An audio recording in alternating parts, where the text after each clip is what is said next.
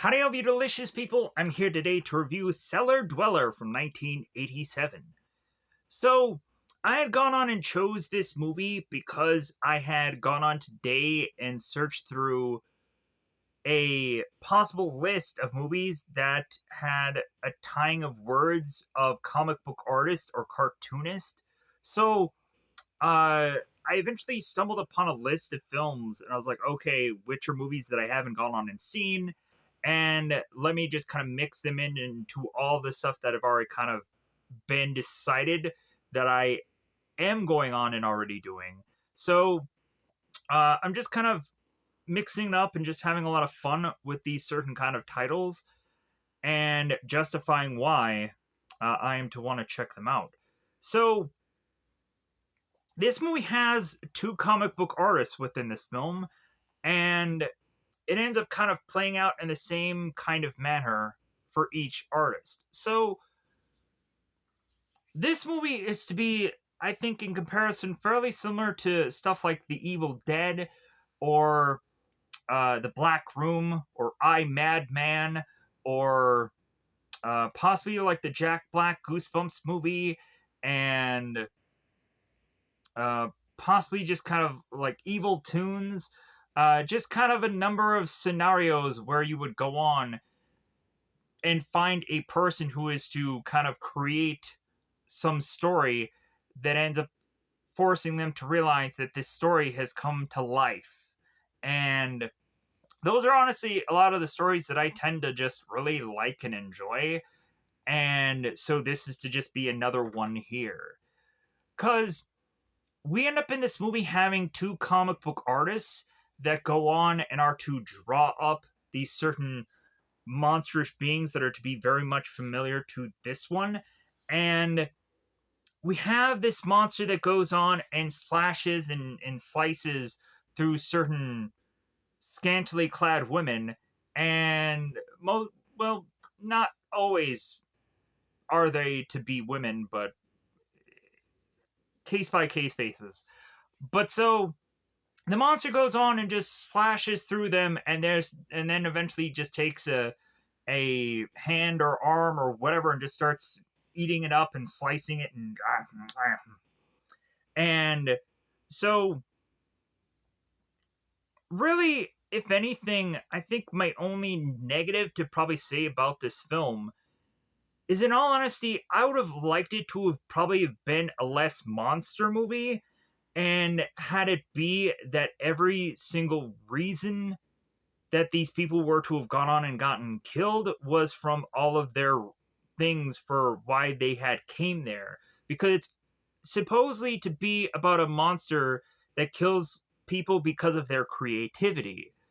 And I would have actually have liked them to have gone on and like had like Philip, the painter, getting like basically killed by his paintings. Like that would have actually been a good idea.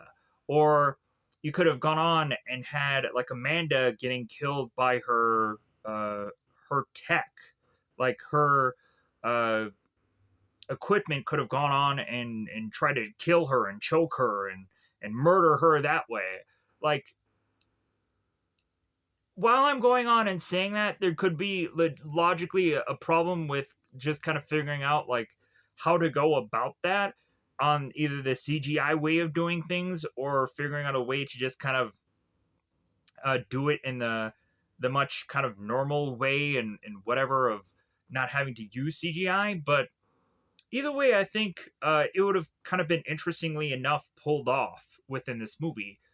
But then again, realizing how short it is and realizing how probably who knows how much real budget this movie has, like we just gotta go on and just kind of applaud it just for it just having this idea, regardless of how we would like to have had it play out. So eventually, we would have this monster kind of slicing and eating up all these people, and there comes to have a way of strategy for these comic book artists to try and take this monster out through its pages. And by the end of this story, we are to possibly figure out whether or not that's actually legitimately going to go on and work. And with that said, like, this movie is honestly just kind of fun and a lot of just skin. So of course, we have just a lot of women in scantily clad clothes just kind of running around and whatever, or certain women that are just kind of running around places uh, completely without clothes whatsoever. And of course, that's just to be the normal kind of horror film. We, of course, traditionally get a shower scene in the film, because of course we do. Uh, but yeah, but I actually just really enjoyed this film. And letting you know now that you can go ahead and see this movie on Plato TV or bootlegish means through YouTube, because it seems that people were to go on and have a copy of this movie on YouTube, and I kind of checked it out, and it was good quality, so you can go ahead and check it out and watch it there. Uh, I thought that it was a solid, okay film. Really, actually did enjoy it. It did remind me of like the Evil Dead's and the I Madmans and uh the Jack Black Goosebumps and this and that. There's just uh a number of things that this could be just kind of similar to. Just uh a drawing that comes to life, and it's just kind of really interesting in that play out. So with that said, I think I'm just gonna go on and get into full on spoilers, because I don't think that there is much else that I want to go on and talk about. Oh, how it is to be, of course, compared to Evil Dead is eventually we have like a cursed book that ends up getting to just have a person just continue to just say words in it. And I guess the further and further that these words are just to be said, then the monster is to kind of take shape. I'm assessing or assuming. Like, there is not a definitive thing that says that this book goes on and defeats the monster or not. So, like, I don't know whether if they would have gone on and burnt the cursed book, if that would have actually defeated the monster, because they didn't do that in this movie. They did other means. Uh, but hey, also, there was to be this Slime Bowl movie where we had this imp go on and kind of grant these certain characters wishes and then kind of twist and turn it against them. Um, I don't know if I've said all this movie stuff already, because it gets to a point where I kind of go into a review where I kind of have to second guess myself, where I've repeated myself, because that always happens. But anyways, with that said, it's about that time to just go into full on spoilers. So let's go on and do the usual song and dance so I can get out of the way all of this stuff that I have to go on and say about this film, and hopefully try and get it under an hour and 18 minutes. So, with that said, let me know in the comments below if you are possibly going to go on and check out Cellar Dweller, or maybe any number of stuff that I'm probably going to go into the community and or have stated in the community that I am definitely going to check out at some point soon. And hopefully I can go on and figure out a better way to put out videos. Because, man, I am just, like, swinging at fences here. I'm just kind of, like, smacking away and whatever. Just swinging wildly is what I was trying to say there. But, hey, I'm also having a lot of fun this time around, where there are certain times where it's just like, like, I guess I'll do this. I guess I'll do that. But who knows how long that's going to last.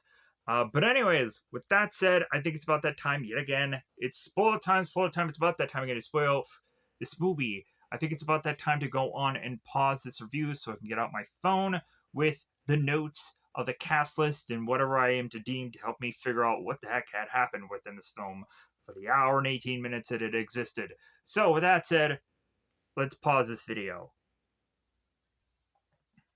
Alright, so the very first comic book artist is to be Collins, who a lot of people actually might know. He's actually Jeffrey Combs. if you had gone on and seen movies like Reanimator, or possibly gone on and seen quite a bit of Star Trek, for those of you girls out there, I'm sure. Yeah, Jeffrey Combs has kind of been in a lot of stuff. He's also been in movies like The Guyver, the very first movie. A lot of stuff Jeffrey had gone on and done, and I'm kind of happy that he was also just kind of in the beginning of this film. He was also in like The Frighteners. Yeah, just having to really just state this whole guy's entire IMDb right now. So, anyways, uh, we would have Jeffrey that is going on playing Collins here. So bizarrely, they have to go on in the very beginning of this film and say right away that it's 30 years ago, and then they have to say 30 years later.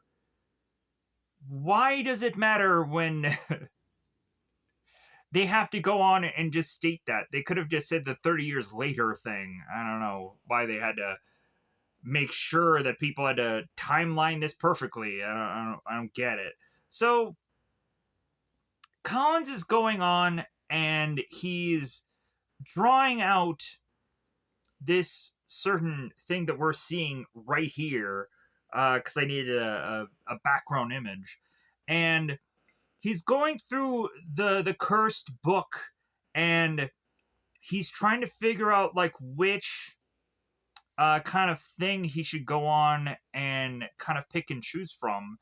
And so he's going on and stating like, he who has wisdom wonders not of the beast form, for nothing in hell lives without men's consent. Uh, unto you that gives the beast form to contemplate, uh, evil is to ask evil's home. Okay, maybe some weird kind of subtitles really messed that up, but anyways, uh, so after Collins is going on and he's figuring out what is to be put a place upon this panel of comic book, he all of a sudden is to just be hearing the growling and screaming of a woman behind him. They go on to state that this woman is some musician, but I could not have figured out what her actual name was within movie IMDb or whichever. So this is to just be musician woman. Or really, in the very early stages of this, girl that we see scantily clad, because of course we do, because she is to be seemingly quickly sliced up here with her clothes. So, like I said, Colin is all of a sudden hearing the growling and screaming of a woman. He's like, hey, is somebody just kind of doing the bumping, the humpings, the jumpings behind me? But no, there is to be a monster that is to be grabbing this woman and just holding on to her. And so Collins is like, what the heck is going on? So Collins, of course, is to run off, let this woman to just be destroyed and killed. And because this man has nothing to figure out a way to defend himself with within the cellar, so he backs up to make his way to this axe rack where he kind of bumps into it, and he seemingly knocks the axe a little bit over, and then the axe reappears on its rack because magic. And so then Collins decides to grab said axe. Is like, okay, well, I'm going to go back there and hope that this girl is possibly still alive, because I did not want to just run off. Like, I was just so afraid. In my mind, I'm trying to like give this guy some just brownie points for morality or something, to just figure out that maybe this girl isn't dead yet, because he really just ran off without her. What a dick! But then again, like, think about it though. Like if you're seeing a guy just grabbing a woman, like, I would probably want to go on and just be like, okay, well, like, I'm gonna get out of here. But then again, I would just be like no, like I'm gonna help this woman, even though I'm probably gonna die because of it. Like, hey, at least I'll be able to just say I did one good thing before I died. So, anyways, back into the story. So Collins now has this axe, and he's making his way down to the monstrous being, hoping that it's to be possibly so easily to be a slice with this axe and dead. But instead, we come to find that this monster is to kind of toss away this axe from Colin's hands, and the axe goes flying and smacks into this part of the cellar. And now that Colin seemingly is unarmed, he goes on to grab this lighter, and is to grab the only thing that he can go on and light it with, which is to be the pages from this comic book, which is coincidentally the one thing that has the monster designed within it that can go on and take down this monster, it seems. And so Collins is tossing this torch-like thing against this monstrous being, and we would come to find that the monster is starting to light up in flame. And so Collins all of a sudden is noticing around himself that the entire room is starting to burst into a blaze of flame, because there's to be a bit of chemicals that are all of a sudden to be kind of being unbottled all around him, and that, I guess, is to cause this just strange fire. And so we all of a sudden go on to realize that Collins is to fall into this flame and die. Supposedly, people would go on to write it off as a murder self death, but we eventually have Whitney who goes on and tells Philip, it's like, well, you know what? Like, I don't think that actually Collins did go on and murder this woman and end his own life. I feel that there was a murder going on. And Philip was like, well, how do you know that? And Whitney's like, I don't know.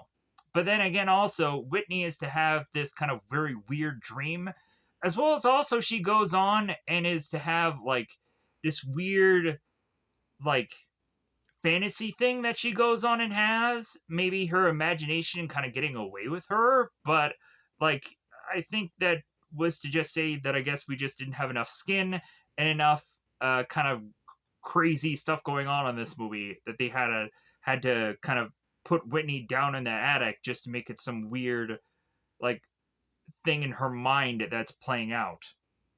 But anyways, 30 years later, if not from before 30 years ago. Why did we have to put that? So, Whitney is going on and is to be making her way to this place via this cabbie.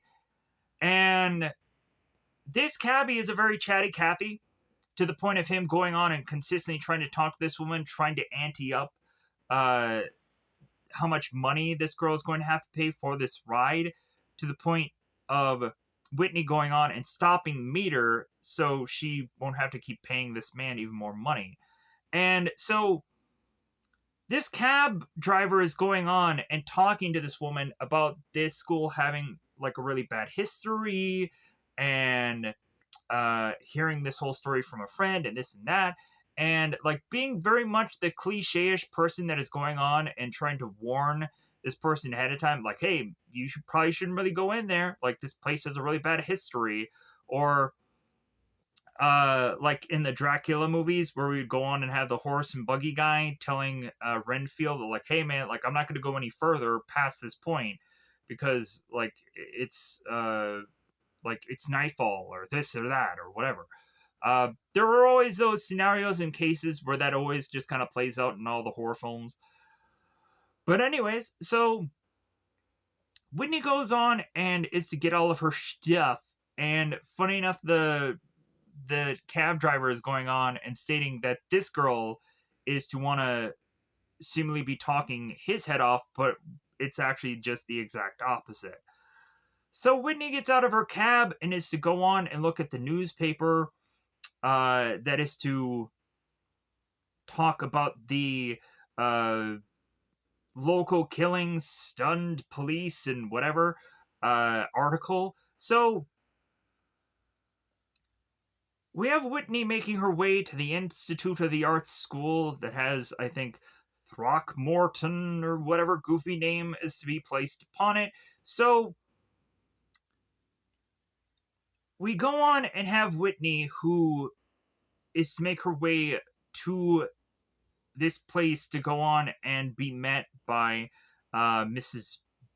Briggs. And it seems that the two of them have a history of really not liking one another, as we would come to find that they had gone to uh, seemingly 2 years ago some Rhode Island school, and it seems that Mrs. Briggs was doing some lecture, and Whitney was to be some heckler, and it seems that also uh, uh, Briggs here is just wanting to like, okay, like let's get on with it. Like, how about you and me go on and do this interview so I can see whether I will accept you into this school or not. So we go on and find out that Whitney is to see Prior Collins as her idol and wants to follow in his same footsteps of continuing on the Cellar Dweller comic books. And so, because we would, of course, have Whitney state that, like, she'd realized that this was the last place that Collins had gone on and lived in, and Mr. Briggs is like, well, yeah, like this is also the same place that he went crazy and killed himself in. Like, do you really want to live in those same kind of footsteps there, Bucko? So Mr. Briggs is really to be a person that really wants to bust this woman's chops and just be like, well, you know what? Like, I know that the only reason why that you were here is probably because you slept with somebody or because the board of which that had brought you here to me is to be in some kind of perverse sense of nostalgia. But, like, if anything, like, you are to be a cartoonist or an artist, and I honestly don't see you that way. And really, like, Mr. Briggs or Mrs. Briggs, we come to find out through this entire movie, like, her main focus is the concern of the colony, and she'll go on to repeat that through a bunch of this film. Whenever, like, she's to have like a gripe between anybody, because eventually she talks to Lisa, and Lisa is to kind of throw that back at Mrs. Briggs. So Mr. Briggs, or Mr. Briggs, Mrs. Briggs, let's try to get that right. Like, I just keep thinking about Mel Gibson from Lethal Weapon. Briggs, you really are crazy. So that's why I keep getting the names confused. So Miss Briggs, or Mrs. Briggs, goes on to take Whitney to her room and tells her, it's like, well, hey, yeah, like, I'm gonna go on and tell you now, like, there's no television, there's no phones, like, we're kind of out in the middle of nowhere, and if anything, it's just kind of better that way. And also, like, there's just some unusual things going on that really, I guess it is a good thing that they are kind of in the middle of nowhere, especially when one girl just kind of howls at the night at one point in this movie. I'm like, what the heck is up with that one woman? But I'm like, but maybe I want somebody to just kind of howl at me every once in a while. So they're all of a sudden seeing this one mannequin that has this camcorder, and Whitney looks at Mrs. Briggs is like, okay, what is this about? And so Mrs. Briggs ends up explaining that it's from one of their prominent residents or promising residents, and maybe hoping that at some point Mrs. Briggs will see that uh, promising candidate will rub off on Whitney. She would like to hope, but come to find out that that actual promising person is to actually be a girl named Amanda, and Whitney and Amanda hate one another with a passion of a fire of 1,000 suns. So we then go on and have, of course, Mrs. Briggs showcase the attic or the cellar door to attic. That's the exact opposite. The basement, the cellar. So Mrs. Briggs is going on and telling uh, Whitney here that this door is to be the remains of her idol, uh, of a most notorious death and whatever that had gone on to kill a famous musician and this and that. So Mrs. Briggs is taking Whitney here to tell her that this cellar room is to be off limits, but eventually we'll come to find that Whitney will move into the cellar so that way it kind of mends fences with Mrs. Briggs because logically Whitney realizes that Mrs. Briggs kind of wants Whitney out of there anyways, so what better way to just go into the one room that no one else wants to be in and could probably die in because it's haunted, and all the more reason to get Whitney out of Mrs. Briggs' hair. So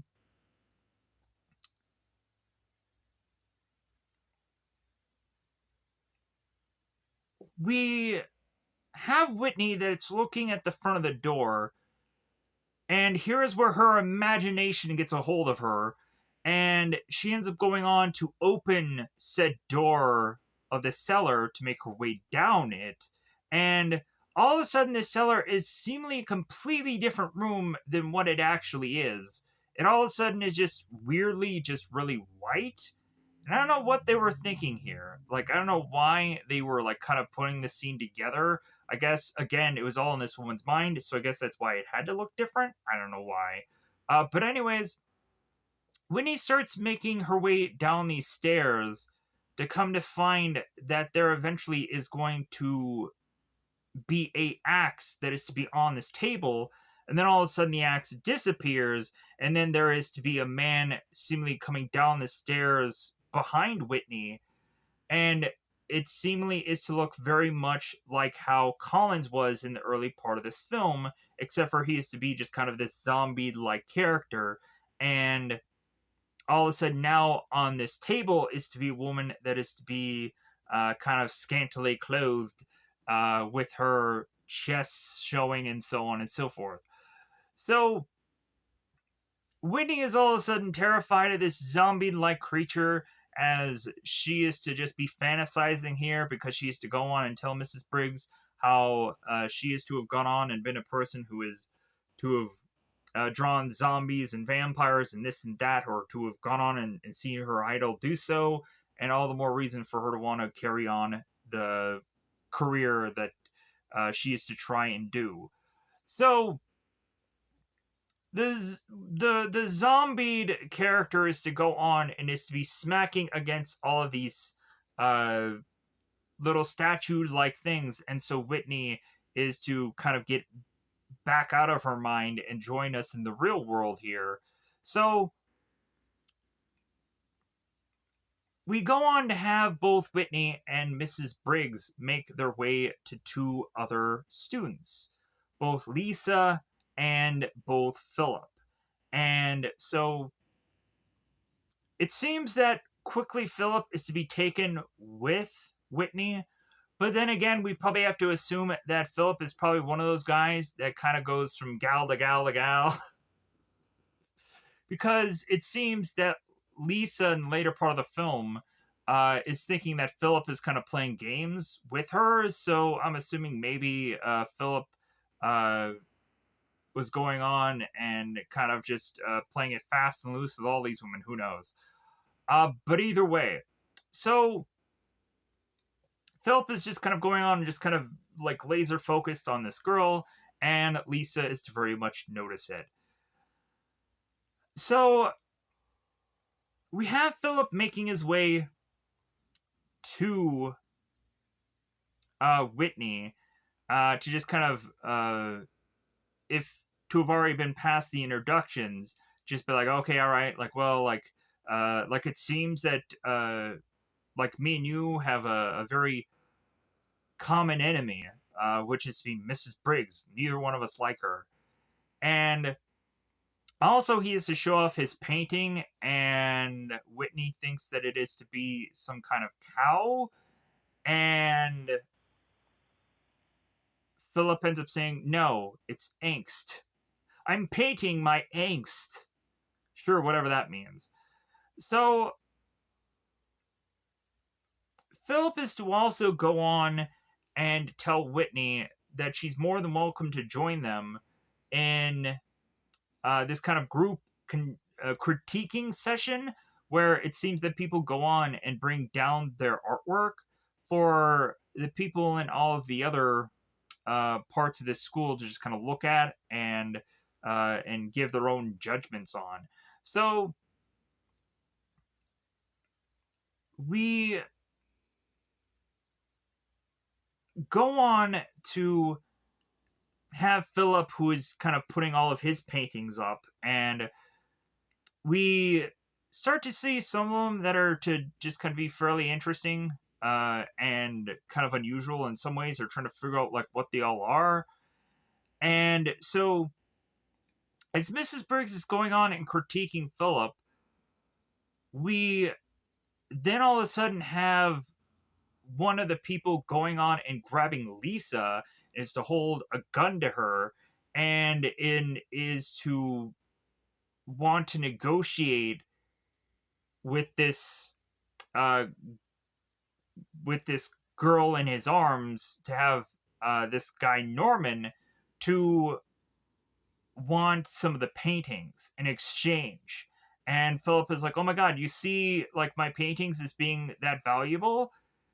And so Norman ends up firing on one of the sculptures, like, "Hey, give the paintings, give me something." And so Whitney ends up kind of realizing that this guy has this gun and he had already fired one bullet, and there's probably no way that there are probably other bullets in this gun. So more than likely, like, this guy is unarmed, and so Whitney would come on to realize that, like, or uh, Whitney would go on and then know that she is right by Norman kind of just storming off. And so Whitney just kind of very baffled and confused about what had just happened here.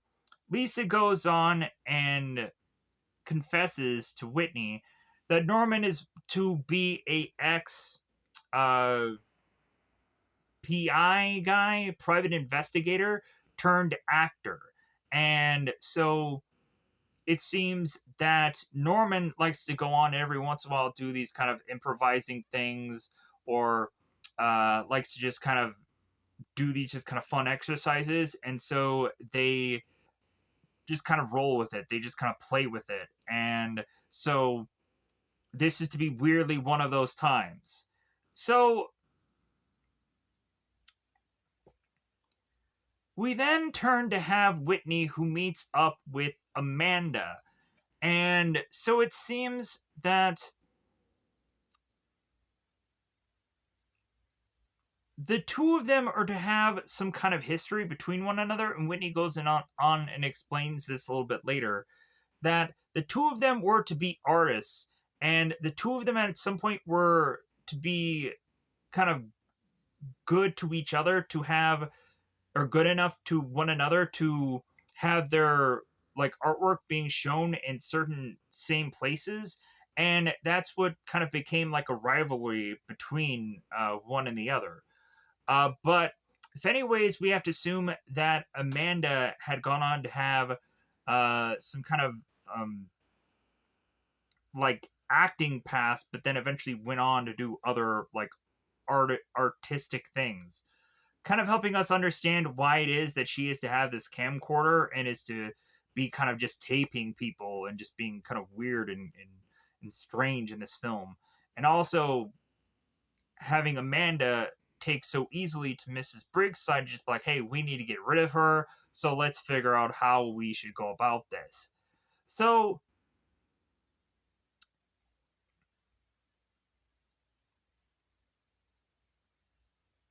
we would have Whitney that is going on and looking at her artwork and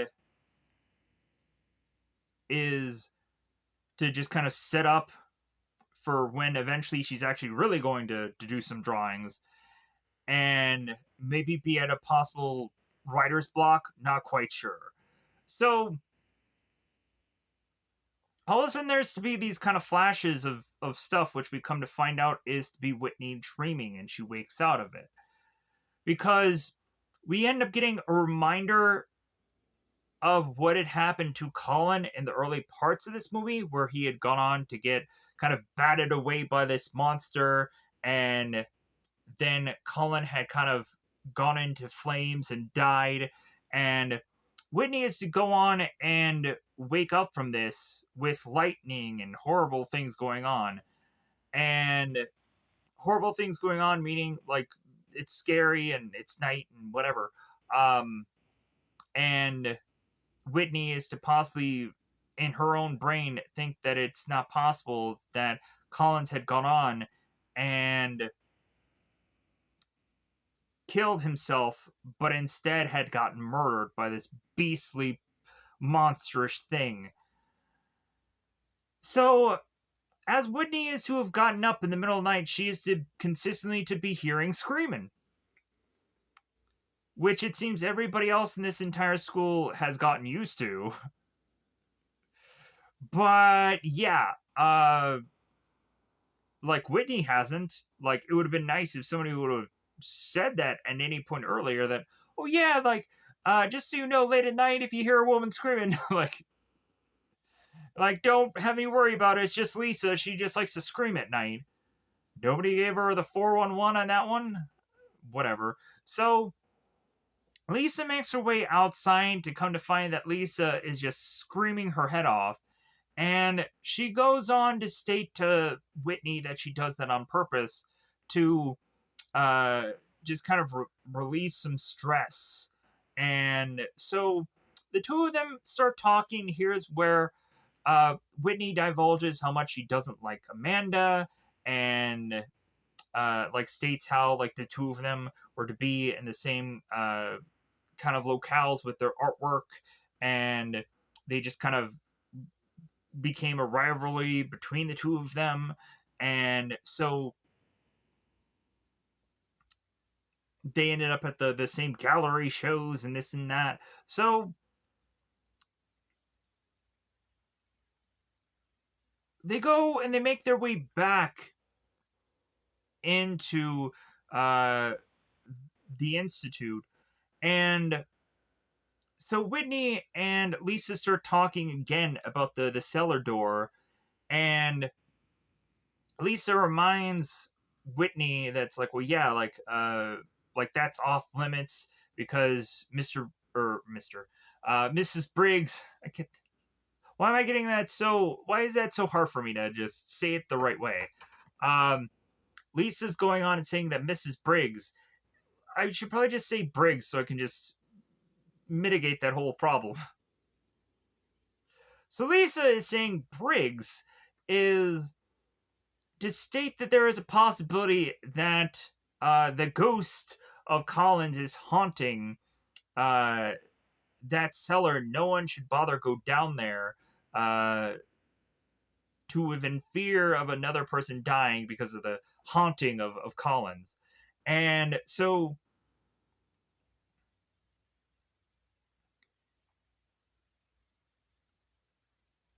even though Whitney is to hear that warning of Lisa, we of course have the cliche-ish thing in every single horror film where somebody has curiosity that is going to have to kill them at the end point of something.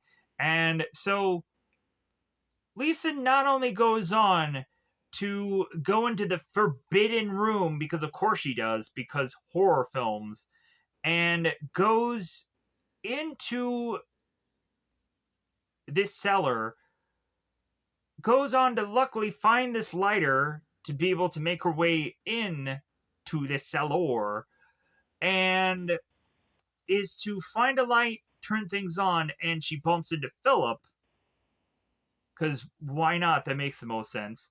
And Whitney turns to Philip. It's like, hey, isn't this past your bedtime? Because it seems that there seems to be a kind of age gap between the two of them. And so the just kind of running joke is like, I think I'm a little bit too old for you there, buddy. But so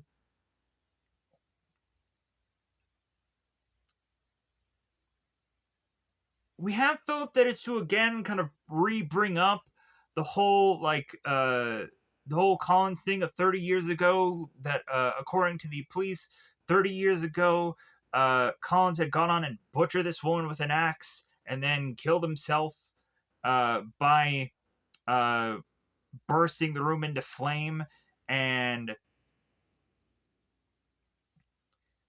we would go on to then have Whitney, who's like, I don't think how that is to have been the way it was to have played out. Like, I think he was murdered. And I'm like, really? All right. Well, like, you figure that out, Columbo or Monk or whatever the more current detective show or movie character is for these days. Jacques Cousteau is freaking Sherlock Holmes is probably still like prevalent to a lot of people. Inspector Gadget, Batman, I don't know. Figure something out that works for you. Just figure it all out. So, Scooby Doo, the mystery afoot. I don't know, whatever. So, a lot of these things could just be over anyone's head. They're all detectives. They all are technically in one way or another. But anyways, so Whitney comes into breaking into a uh, a chest, a case of some kind.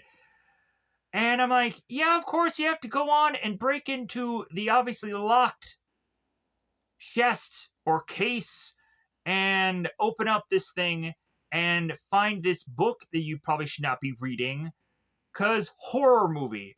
So Whitney goes on and reads the book of Curses of the Ancient Dead. Yeah, that should clearly be the thing that you should be taking and getting every bit of, just like, hey man, how can I read this whole entire book cover to cover and figure out how I can take this book and make stories out of it. Yeah, like that should be the one that you should be really looking into. Out of all the that's in there, that's the one book. So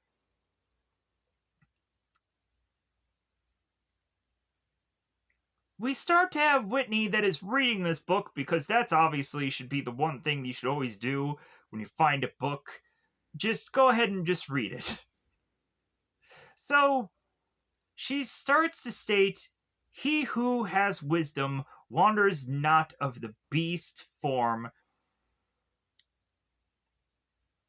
for nothing in hell lives without man's consent. Or one to you who would give the beast form, to contemplate evil is to ask uh you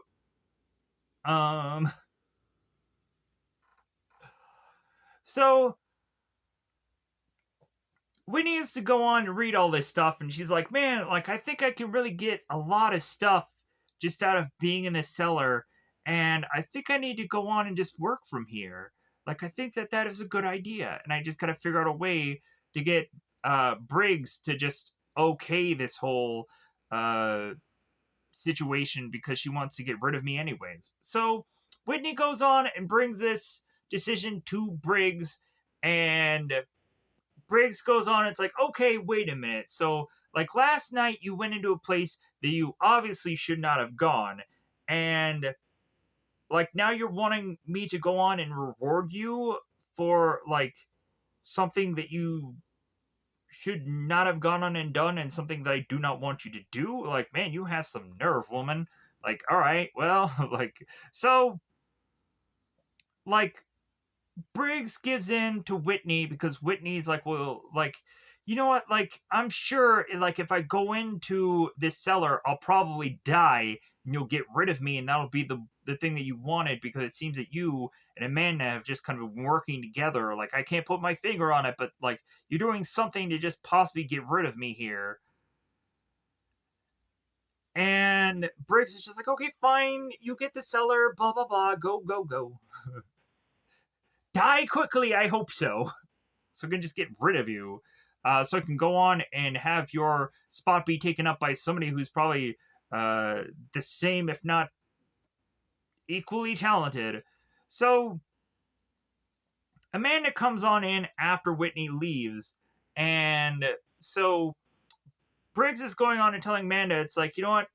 Like, I have a little video project for you to to work with me on, or kind of have you kind of uh, be putting this project together and have me no real knowledge of it to figure out some way you can get rid of this woman. So Whitney is to go on and start dusting off the Cellar Dweller comic book and is having Philip go and have this huge mural on this wall that says Cellar Dweller on it. And so Philip is looking at Whitney and he's like, you know what, I've never really been good at restorations before, but like, hey, how well did I do? And so it's like, oh yeah, it's great, it's great. So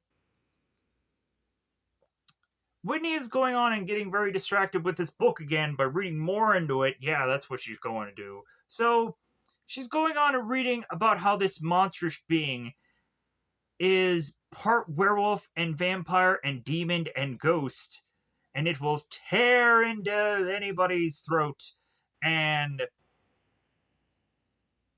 open and drink their blood. And so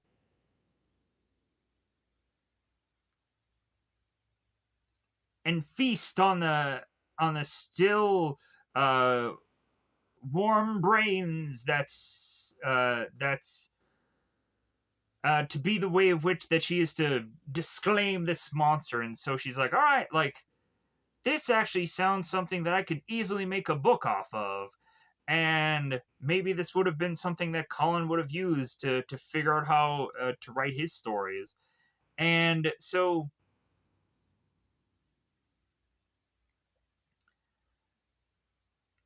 because she's getting inspiration from this whole thing. So as she's going on and starting to create this monster that looks just like this one, but just separate with his own little monsterish creature being, and then has like a whole kind of bubble on top of him that has these kind of weird scribe like words. So all while Whitney is going on and doing that, Amanda is in the wings, just kind of like through this one window, just kind of having this camcorder. It's like, all right, like, I'm going to do my video project on you. We come to find out that the whole video project is going on and accusing Whitney of stealing Amanda's ideas, which that's not really the truth, of course. But Amanda is trying to figure out some way to get Whitney out of this whole school thing, and this is the way to go about doing it. So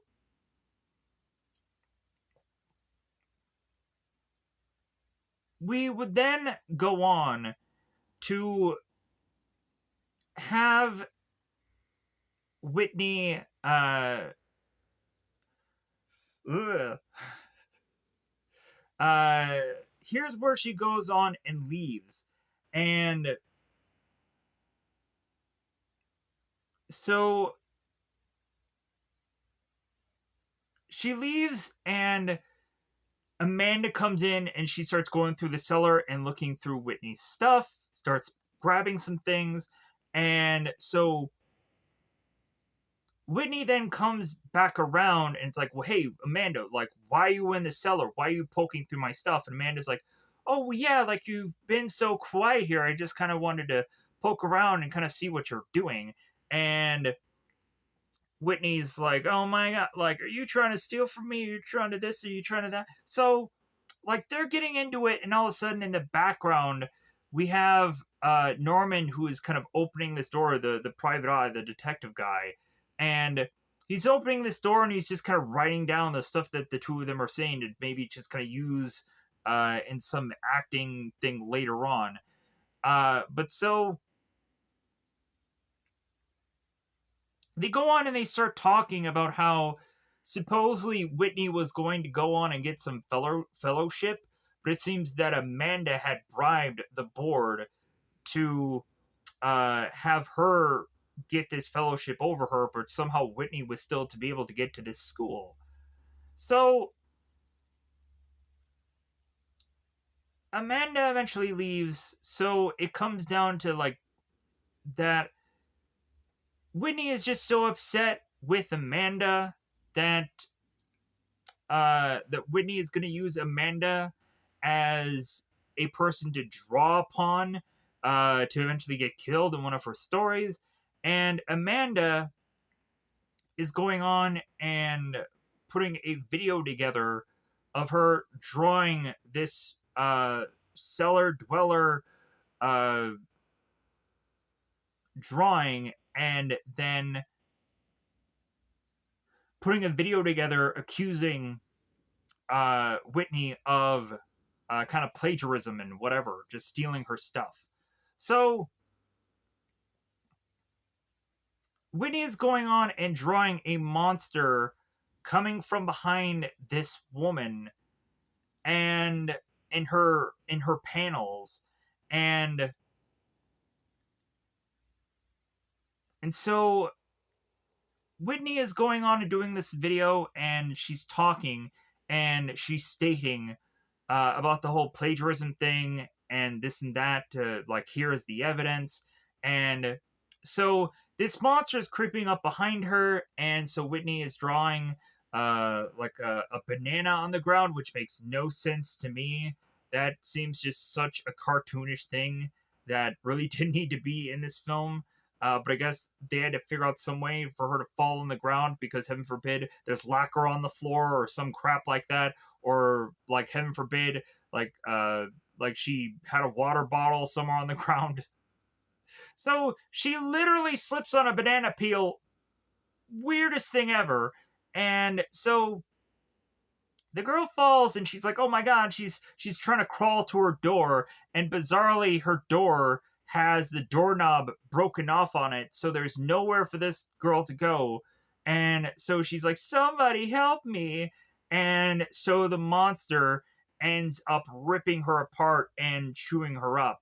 And so the monster ends up saying, like, who's next? So as the monster is going on and making his own Amanda Witch, he is going on and possibly drawing a number of the other characters in his own mind, I guess, of who could be the next people who are going to, in the future, eventually end up dead one time or another. So we would have Whitney that ends up getting woken up by Philip, and Whitney is to have stayed all night at her drawing board, and Philip ends up having the silly joke of like, well, you know what? Normally, when I would have thought that people would sleep, I would think that they would sleep naked or sleep in pajamas. But hey, like whatever you're wearing, like I guess has to do, right? So but I always would dream that people would be sleeping naked. So we have Briggs that is going on and looking for Amanda, and guess what? She's not there. There isn't a blood trail in her room. There isn't any evidence of foul play. So Amanda is just like, okay, all right, like, where did this girl vanish off to? So we're all going down to have everybody just have some breakfast. And so we have Norman that is going on and talking about this whole case, about this whole pet company formula thing where he had to go on and chase down this dog and this and that. He kind of has this really interesting but goofy story. And so, like, these kind of rival pet companies, and this guy is a PI trying to like figure out what is the secret sauce going on between these two companies and whatever. Anyways, I kind of already explained that, but I'm explaining it again. I'm sorry. So Briggs comes down and she's like, "Okay, folks, have you guys seen Amanda?" No. And so Philip, I think, makes a whole joke about the like their institute is like 100 miles away from a mall. Maybe this girl just maybe had some cabin fever or needed to freaking go on a spree. I don't know. So we all of a sudden have Norman. That's like, you know what, like Philip, like, do you think that Amanda and Whitney just don't like one another? Do you think they're at odds with one another? And like Philip is looking at Norman as everyone else is kind of like by this time kind of left to their own things because Whitney had already stated, well, being asked by Briggs if anyone had seen Amanda, and Whitney is just like, yeah, like I hope I never see her again. So Norman, in his mind, is thinking like, okay, yeah, I'd seen the two of them arguing, or seen, like I kind of overheard them arguing before. So maybe he saw, maybe for a crack of something. I don't know. Speculation. So object speculation. Overruled by stupidity. Okay, great. All right. So Norman goes on and he just starts typing away at his typewriter. And he's going on and he's stating, like, okay, the tension between the two girls was thick enough to cut with a knife. Is Whitney capable of murder?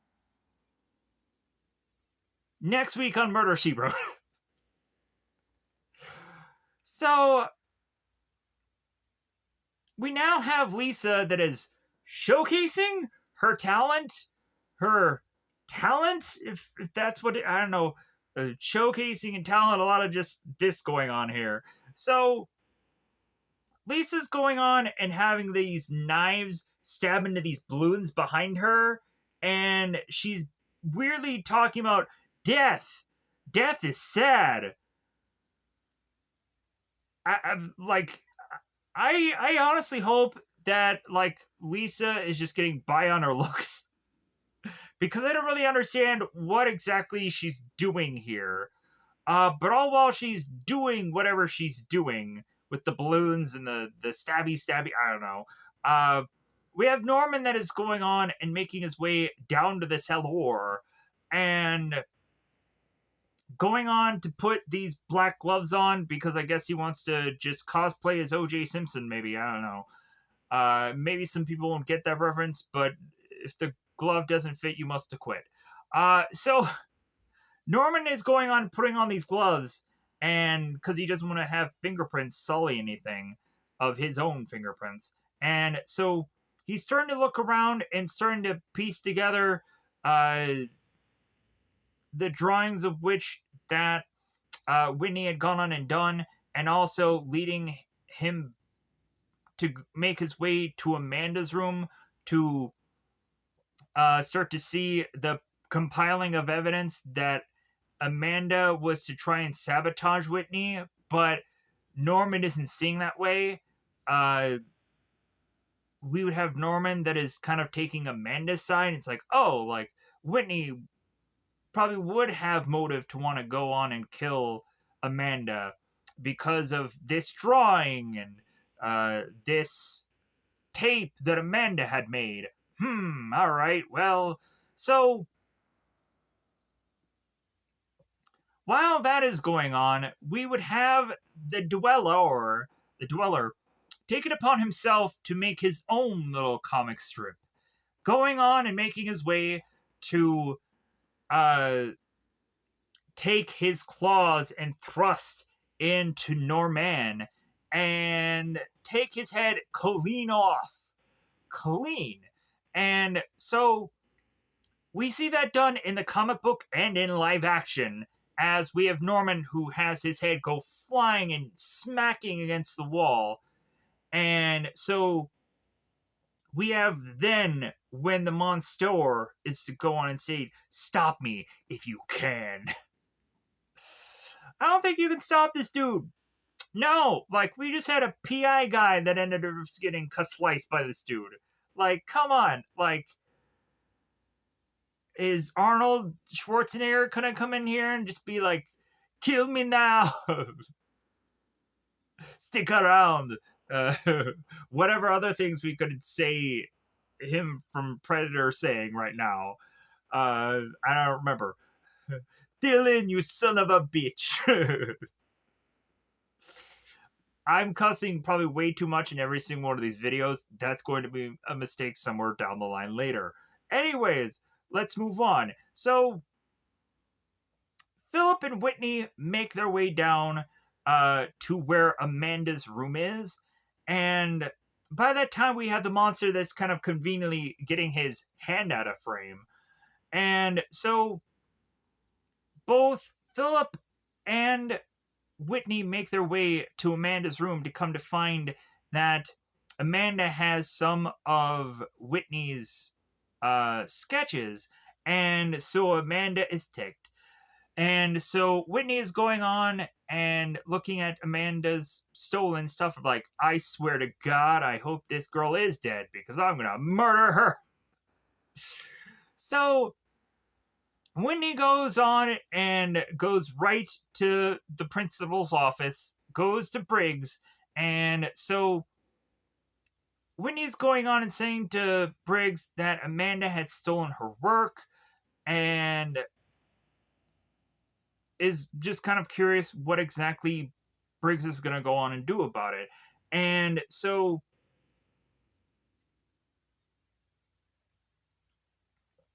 also Whitney is finally coming to Briggs and like, "You know what, like I know that you're trying to pull something here. Like, I know that you're trying to do something."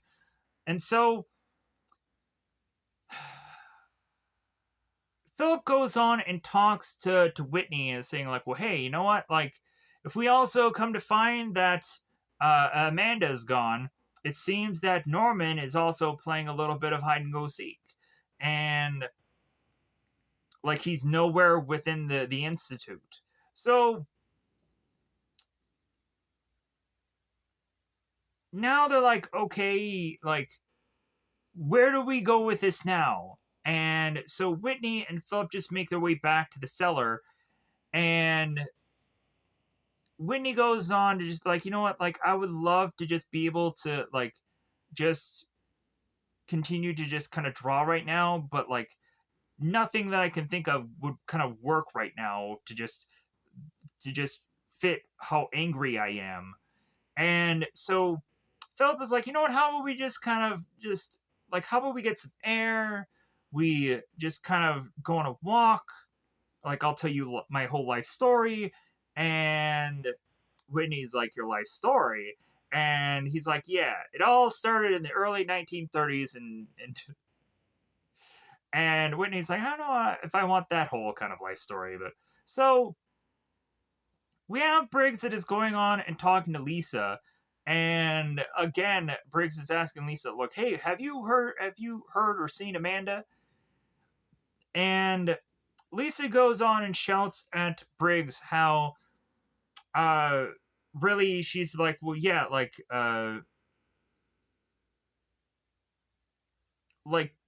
she knows everything that Briggs and Amanda is trying to pull, and that all that Briggs really cares about is the whole uh kind of retribution of this colony. But if anything, that's going to be a real concern with kind of two people disappearing and the accusations that Whitney has on Briggs right now. Like everything is kind of being up in the air right now. So Whitney and Philip make their way back to the cellar to come to find that there is all of a sudden a new bit of artwork that is to be on Whitney's drawing board. And come to find out that it was to have been the death of Norman. And Philip ends up looking at Whitney. It's like, yeah, like it seemed like you really uh like worked out what you needed to work out here, and like this is a nice piece of artwork. And when he's like, I didn't draw this, like this is not mine. And so the further and further that she starts to look into it, she starts to look back into the cursed book. So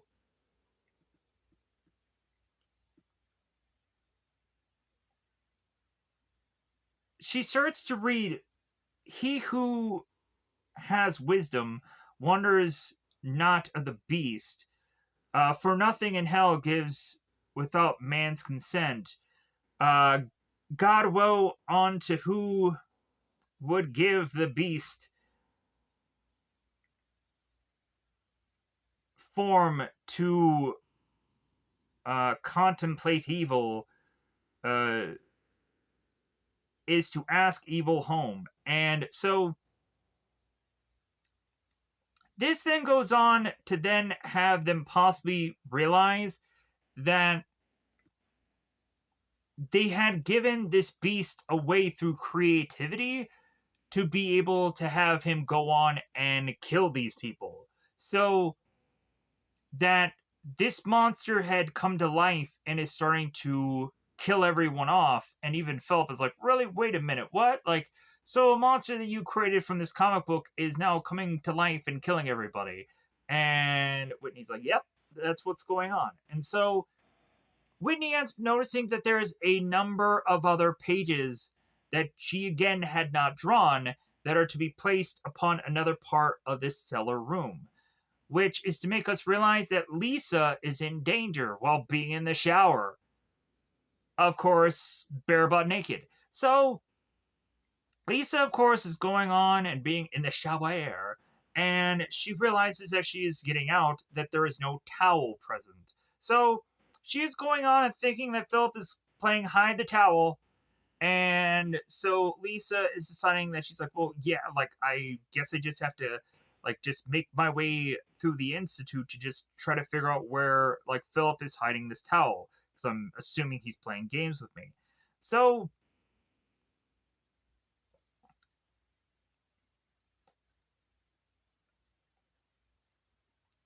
we go on to have Lisa that makes her way out to this one part of the institute, and shadows are just kind of protecting her and in certain ways. And so the beast ends up appearing from behind her. And so Whitney and Philip are trying to make their way to Lisa, but by the time that they actually get to her, of course it's too late. The monsterish character is to rip apart another arm or hand, and it is to decide like, all right, I'm just gonna be nibbling away. So by the time that the two people end up opening the door, they finally see this monster who is chomping at this hand. And so they're like, oh my god, like this thing is huge. So they freaking close the door to then open another door and have the monster just appear in front of them. And they're just like, like, so they just decide that they're just gonna just make their way uh, seemingly against this one wall to just kind of figure out what the next thing that they're going to do is. So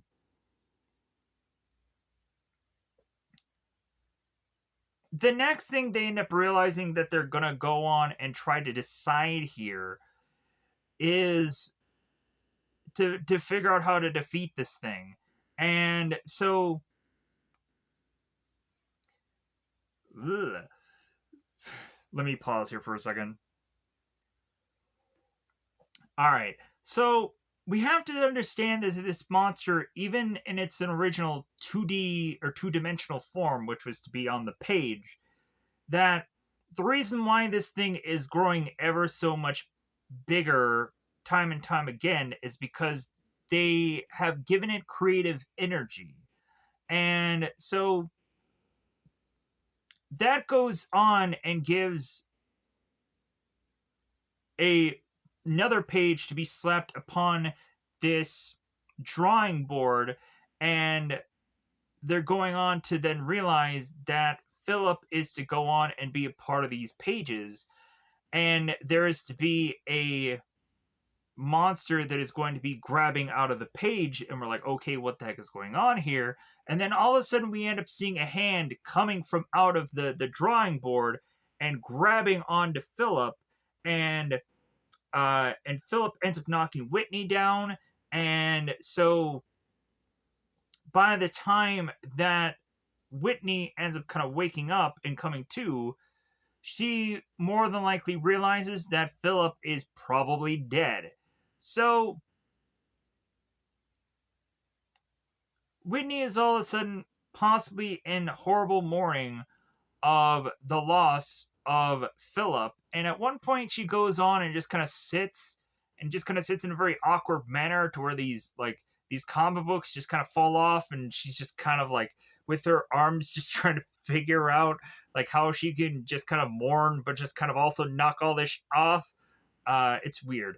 Uh, but so we all of a sudden have Briggs calling out for both Whitney and anybody here. And so Whitney then decides to make her way back to Briggs and try to explain all this.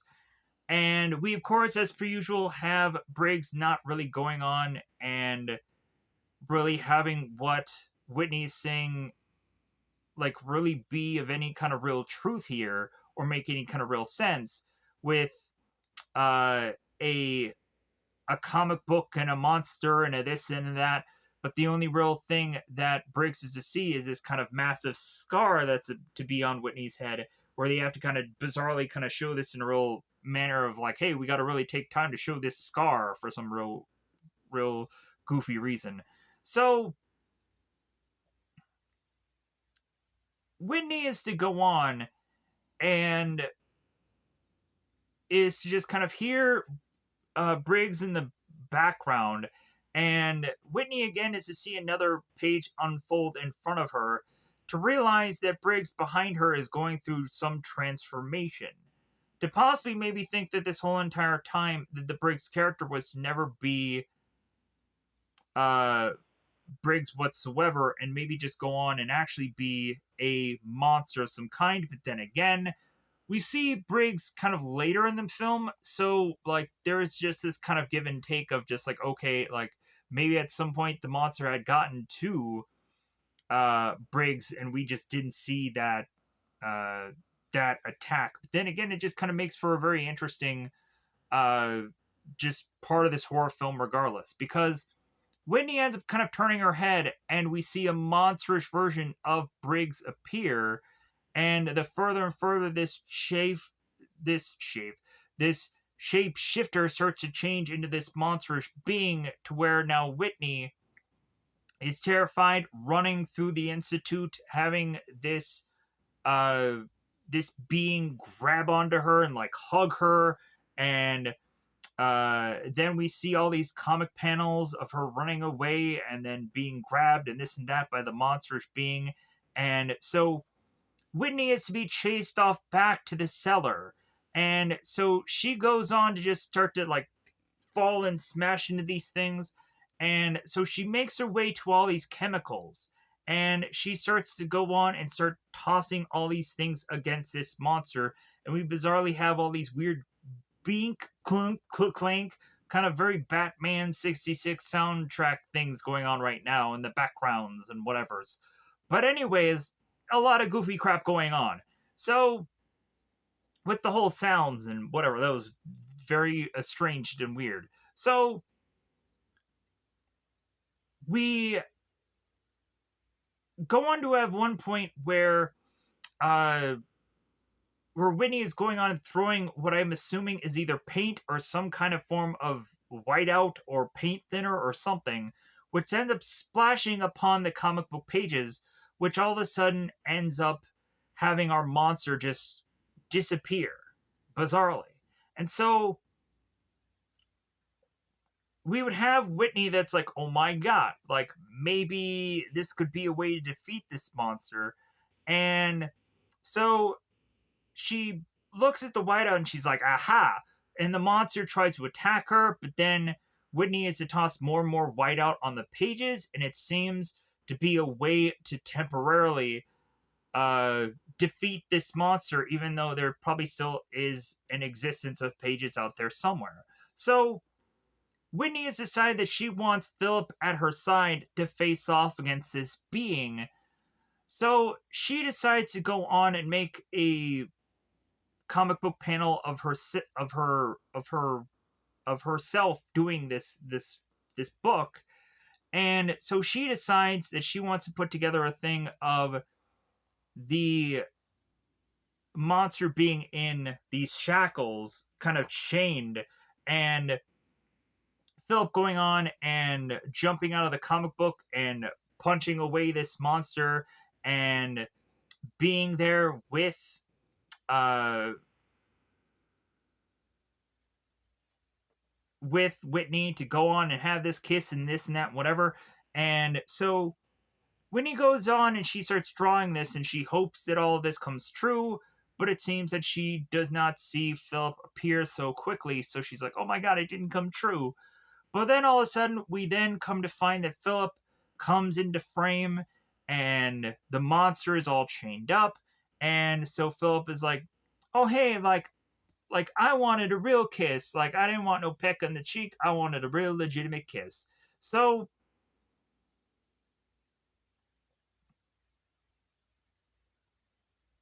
Philip is also asking, like, well, hey, like now that it seems that I'm free, like what about all the others? And so Whitney decides to go on and start to draw that all the others are still back alive, and both uh, Whitney and Philip go on to make sure that actually all these people reappear again, and so like okay, good, like that's okay, all well and good. So Philip is going on and also asking Whitney like, hey, what are we gonna do with uh, the Dweller? So the creature. So when he finally figures out that the reason why Collins had burned in that fire was simply because that Collins had figured out a way to defeat this monster with the whole fire. So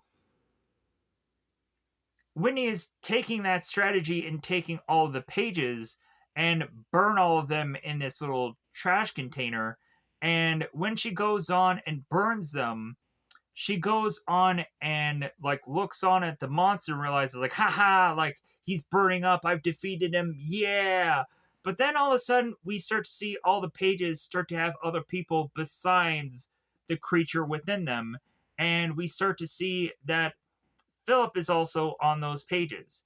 That all the other people like Norman and Lisa and Briggs and everybody, they're all in that garbage bag and they're all burning up as well. And so you start to see Philip who's all like freaking out. He's like, ah, and all of a sudden all this like green stuff just appears around him and he starts bursting into flame. And every single one of the other people start all appearing randomly to Whitney, and they're all just bursting into flame right in front of her. So we then go on and realize that the Dweller had gone on to again sketch his final piece of artwork that goes on and states, wherever there is imagination, I will dwell. And so Whitney is looking on at this artwork, and then all of a sudden is to be looking at uh, the Dweller present in front of her. And so she lets out this one final scream, and the movie finishes up. So with that said, I'm going to get the heck out of here so I can say that at least I tried to get under an hour and 18 minutes, but also I had to describe this movie and state all the things that I stated ahead of time. So I'm going to get the heck out of here. Goodbye, everybody. Goodbye, everybody. Let me know in the comments below if you liked, enjoyed, or otherwise just felt that this was a movie to just take up an hour and change of your time. Goodbye, everybody. Bye, everybody.